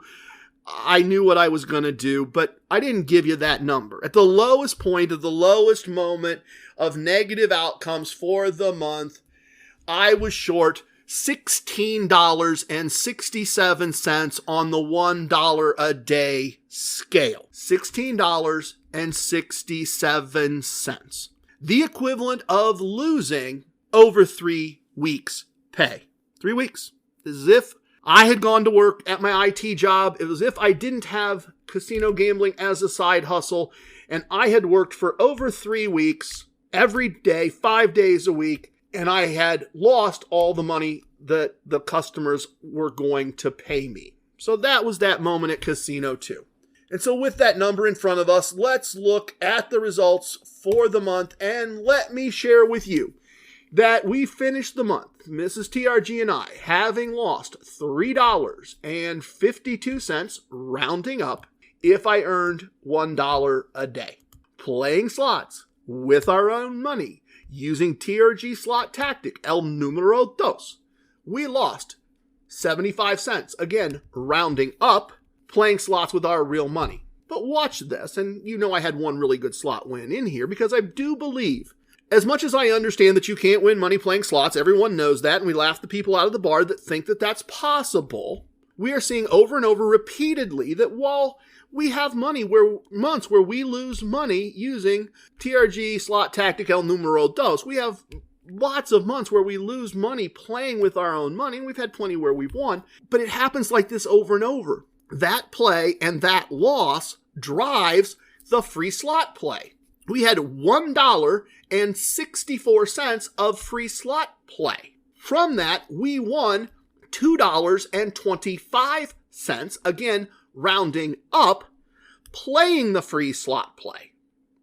We won money playing slots in total, roughly $1.50 on the $1 a day scale. Is that right? No, that's not right. Nope, that's not right at all. It is, let me do the math. I'm doing the math in my head here. It is roughly 50 cents on the $1 a day scale. So half a day's pay in total, won playing slots. And we know that was helped because I had the one great day where the machine just went crazy. That gives us a profit or loss. I got some more numbers I got to go to here. Let's do some more numbers as he does this, making it up as he goes along. You'd think I'd never done this before. So we played 148 blackjack tables. 66 of them were winning tables and 82 of them were losing tables. So less winning tables than losing tables. And that's, and it is what it is. I played 0 craps, but I did play a fair amount of bubble craps. I played bubble craps 21 times. 13 of them losing, 8 of them winning, and won 92 cents playing bubble craps. Again, a positive outcome. Again, bubble craps continuing to deliver. I also need to tell you that sports betting has gotten rolled into the mix. And I'm going to tell you about it, but I'm not going to tell you how I'm doing it, because I have no clue if this works or not. I just have an idea that I have not tested enough to share with any of you, but an idea that I've implemented, and I'm just going to tell you from now on, I've worked it into the app, I've worked it into the notes, I've brought it all full circle. I now have, in my results, in my outcomes, I now know sports betting results. I made 28 bets. I won 19 of them. I lost 9 of them. I had 76 cents in wins if I earned $1 a day on the day's pay scale. So where does that put us?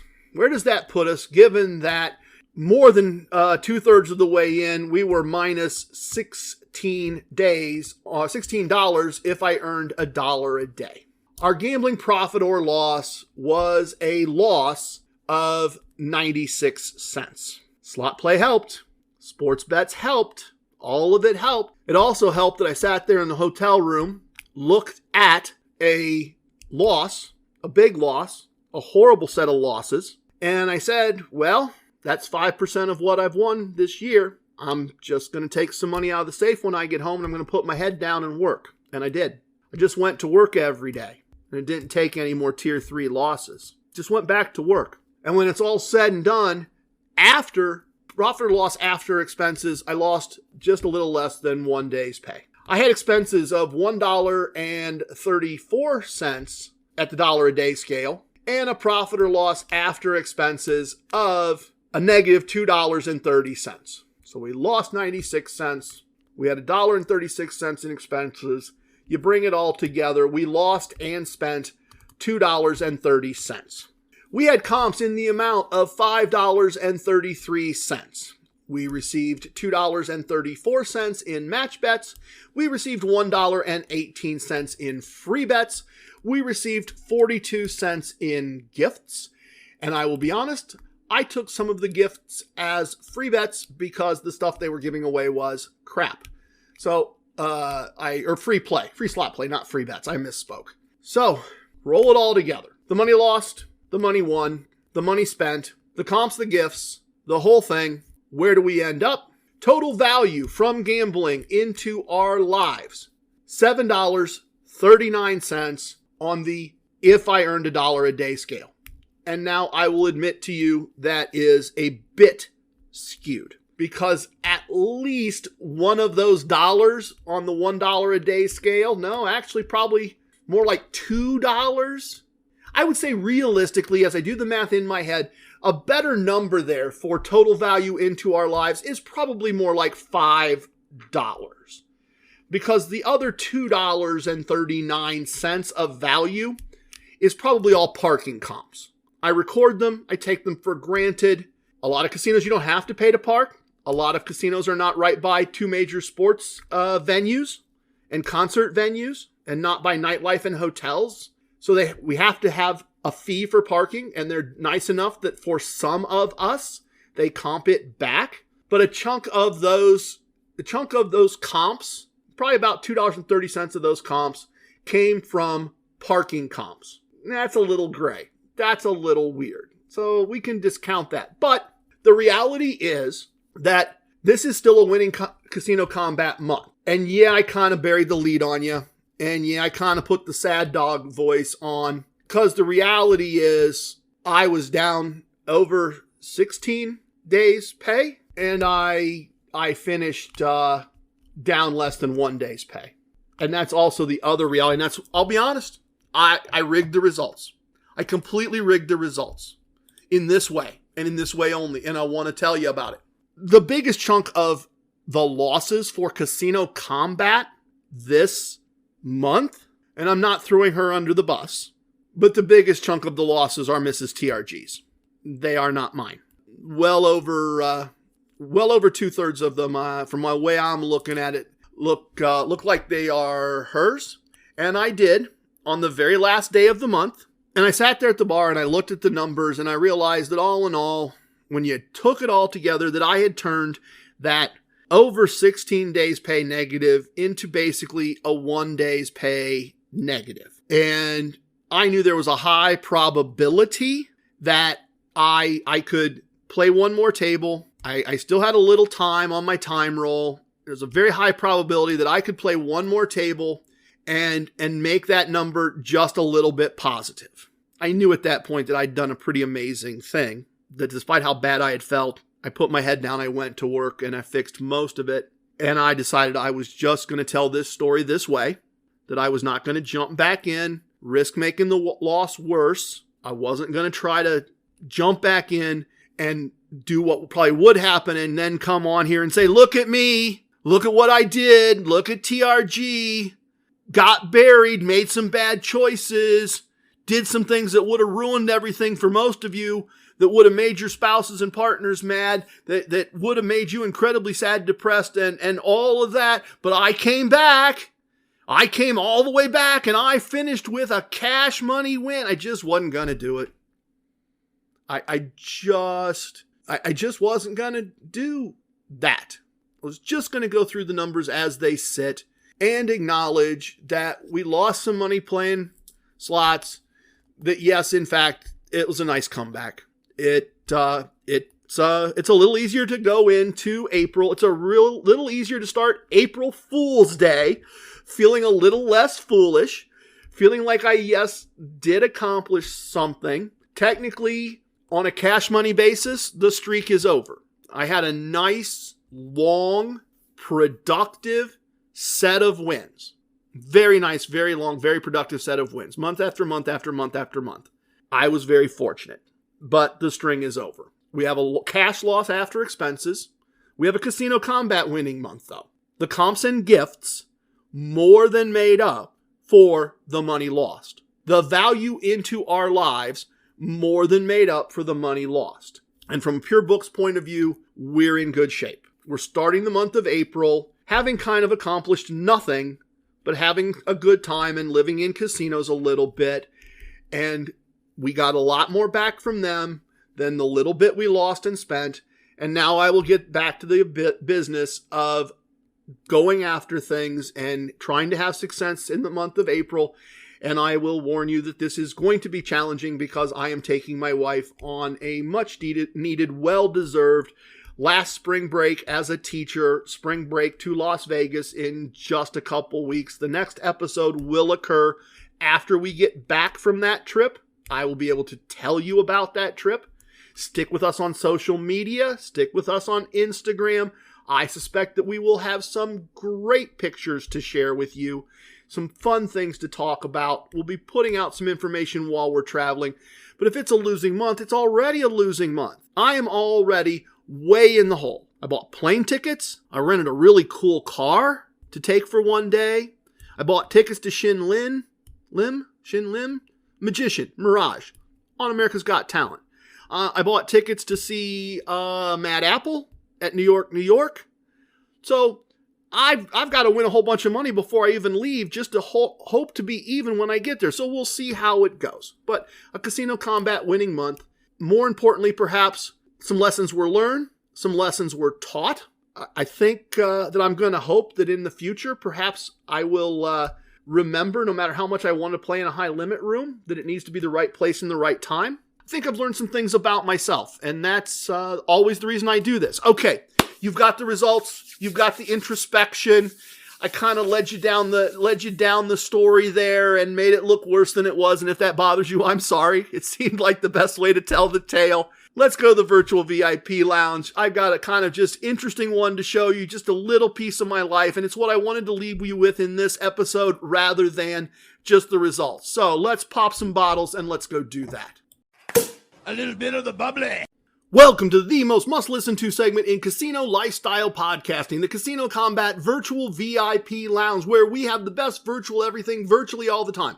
And listen, I appreciate everyone playing along, but come on. I mean, really? You want the virtual cookies to be warm? Really? I mean, couldn't they just be warm virtual cookies? I mean, okay, all right.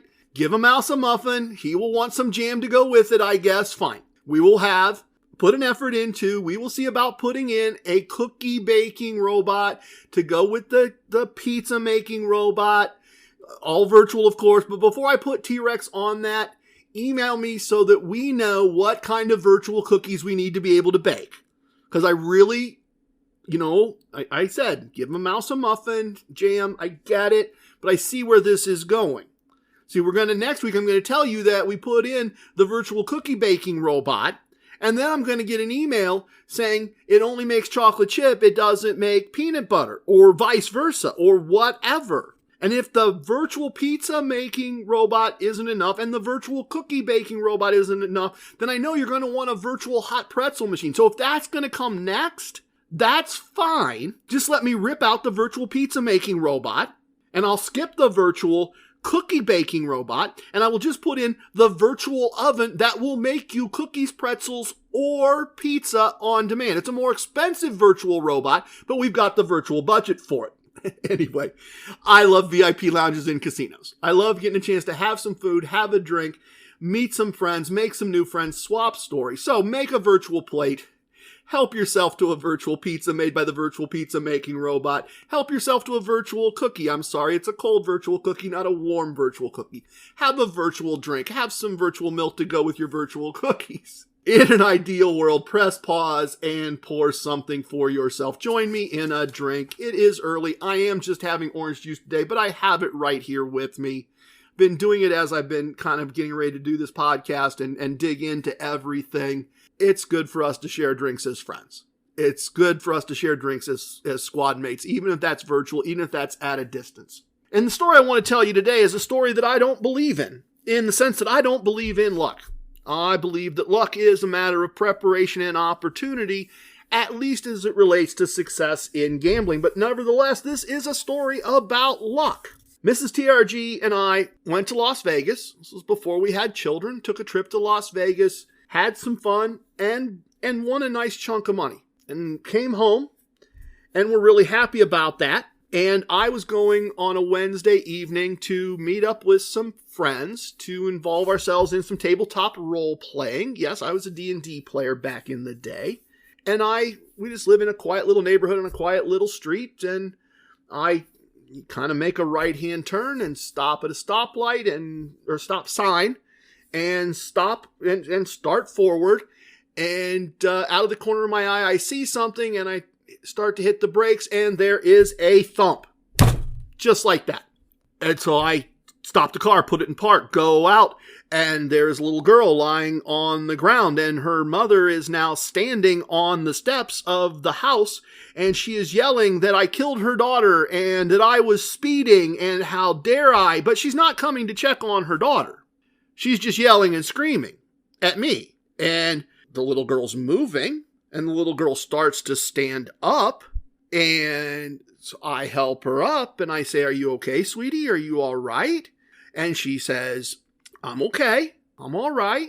her knee was scraped and this and that. And her mom is still yelling at me that I'm a murderer. And I'm thinking, look, I don't know how I'd react in that situation. I'm not casting aspersions. I am trying to tell a story and share some of the irony and share some of my experiences in the moment. But I take her to her mom, and her mom, as I said, is yelling and screaming. And now her mom's got her little girl. And I took out my little candy bar phone. I did have a phone at that point, and take out my little candy bar phone. I said, I'm going to call the police. I'm assuming you'd like to do that. And she says, well, you have to call the police because you were speeding and you almost killed my daughter. And I said, okay, we're going to call the police. So the police show up and they take her side of this, they take the daughter's side of the story, the little girl's side of the story, which is that she didn't see me and she ran to cross the street and she hit my car. He takes mom's side of the story, which that I was speeding, I was driving like a maniac, and I hit his daughter and ran her over. And my side of the story, which was I didn't see her, I didn't realize she was between the parked cars, didn't know about anything about her till she hit the side of my car, but I don't think I could have been speeding. The stoplight or the stop sign is just about 4 car lengths back. I'm in a big SUV. I would have had to just stomp on it right out of the stop sign to be going fast in any way, officer. And he says, okay, I think I'm going to take this little girl to the hospital. Here's my card. I've got your information. I think everything is going to be fine, but we're going to take this girl to the hospital and have her checked out. I need you to come see me at the police station in the next 48 hours. Don't come now. I won't be there. Come tomorrow. Okay, fine. So I'm shaking. I'm really shook. This could have been horrible. For me, for her, this could have been horrible. This could have been life-changingly horrible for at least 3, 4, 5 people if this had gone just a little differently. If I had hit her instead of her hitting the side of my truck, if she'd have been a second quicker, if I'd have been a second sooner coming out of the stop sign, this would have happened very, very differently. And so I stopped and I'm shook. And I went, wow, you were really, really, really lucky in Las Vegas. And you were incredibly lucky here. And luck comes in threes. And there was a lottery drawing coming up. And so I bought a lottery ticket. And I went on about my night. Just calmed down a little bit. I went on about my night and didn't really think anything about the lottery ticket. And I went to see the police officer. And he says, I see you haven't, I said, how's the little girl, right? I went to see the police officer, how's the little girl? He said, she was fine. A couple little scrapes, nothing serious. They didn't keep her for observation. No sign of concussion. Nothing broken. She's fine. Mom's mad. I said, I'd be mad if I was mom too. It's fine. He says, I see you haven't washed the car. And I said, well, no, but how do you know? And he goes, I can see her. I can see the imprint of exactly where she hit the car right here in the fact that your car isn't washed. I can see where she hit and I can see where she slid off. And so I don't see any way to substantiate the idea that you hit her. The evidence seems to clearly suggest that she hit you. I see no indication that you were speeding. I'm not writing you a ticket. I'm not writing you a citation. I don't think we'll ever need to speak to you again, but if you get a call, please come back down the way you did today. But otherwise, this matter is closed. Went on about that day. As I was getting ready to get out of the car, I went, oh, look, there's this lottery ticket. That's right. I bought this lottery ticket yesterday. Because luck comes in threes. And sure enough, we got 5 out of 6. Didn't get the 6 out of 6. Didn't get the big money, but got 5 out of 6. And it was about $1,800. And so, obviously, this has been a topic of conversation between my wife and I. And she's like, well, what do you want to do with the money? And I said, we were lucky in Las Vegas. I was lucky that I didn't hurt that little girl. We were very lucky to win this money. I know we just got back from Las Vegas, and I know that was going to be the only vacation we were going to take. Do you want to go to Atlantic City? I've never been to Atlantic City. I didn't know anything about Atlantic City. I knew there was gambling there. I knew there was a boardwalk there. But I didn't know anything about it. I hadn't studied it, done no research. But she goes, okay, yeah. Now, this is far enough back, everyone, that there is no internet. There is no Expedia. There is no Travelocity. There is none of those things. But at the time, I worked for a company that had a travel service because a lot of companies had a travel service back then when they were big companies. And as employees, we could use the travel service either to schedule work trips or to schedule personal trips and pay for them ourselves. So I spoke to the travel agent. I said, this is about how much I want to spend. This is when we want to travel. We'd like to go to Atlantic City. And to show how much I didn't know, it would have been easier just to drive it, but we weren't paying attention. In our minds, Atlantic City was very far, way over there. Way over there by the ocean, and we're nowhere close to the ocean, so we have to fly, and we have money that we won from the lottery, so that's fine. We'll fly with the lottery money, and everything is booked, and I make it clear that that I want to stay in one of the casinos, and everything gets booked, and all the money is paid, and I, several days out, I get the travel reservations, and we're not at a casino. And so I call, and I said, I thought it was going to be a casino. That's the whole idea. And she goes, well, it's Atlantic City. It's a really nice hotel. I know you said you prefer to. I said, I need to get up I intend to get up almost every morning and go down and do some gambling while my wife is sleeping in and getting ready to go get breakfast. I'm going to get up at 6:30, 7 o'clock every morning and gamble for a couple hours. And you've got me nowhere near the boardwalk. And the travel agent said, well, I can't change the flights and I can't change it to a different hotel. But I'll tell you what, you just get cabs anytime you need them to go to the casino. It looks like it's just a short drive. You just get cabs anytime you need them. You save all the receipts. We'll reimburse you for all of this. This is our fault. So off we go to Atlantic City, and we take cabs back and forth 2-3 times a day to various casinos, which let us see a lot of different casinos because I could just pick one. And I got to play at the Claridge, which is now going to be the first cannabis dispensary, or at least a part of it is going to be the first cannabis dispensary in Atlantic City. Wonderful historical building. I love that I have the memory of it being a casino, because it is no longer a casino. It hasn't been for years. But I love that I have the memory of it being a casino and me getting to play there. We had a wonderful time. We did end up, unfortunately, getting rerouted to the Philly airport from we were supposed to fly to the Atlantic City airport. We ended up at the Philly airport. As a result, we ended up with our first limo ride ever. The travel company arranged for a limo from Philadelphia to Atlantic City. As I said, multiple cab rides. In the end, the cabs ended up costing more than the hotel, which is, I'm not sure what the travel agent expected. I don't think she quite understood. I don't think the communication was good. They honored it. They paid it all back. I don't think they could have possibly made much money on that. I'm not sure what the agent expected. I do wish I'd kept some chips from that. It was years and years and years before I decided to start keeping $1 chip from everywhere I was. I wish I'd have kept some of those chips, because those are buildings that still exist but are no longer casinos. It would be great to have those and have that memory. Not a great intro to Atlantic City.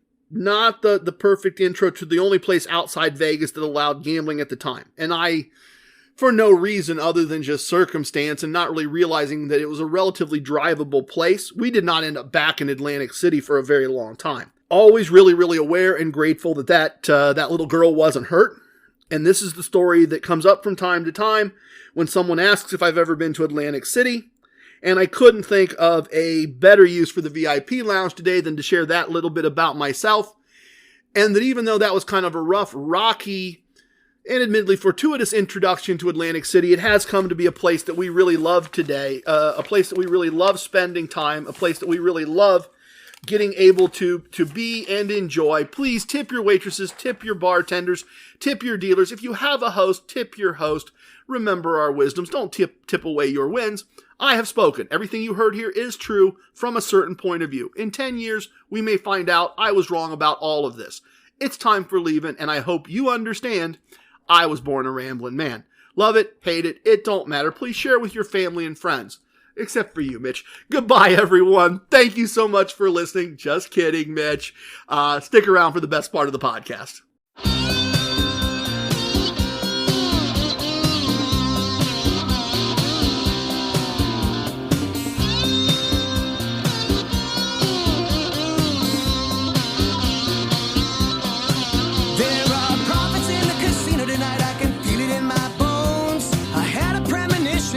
You should probably play alone. I know the house has that advantage, but that's part of the thrill. If we follow the core concepts,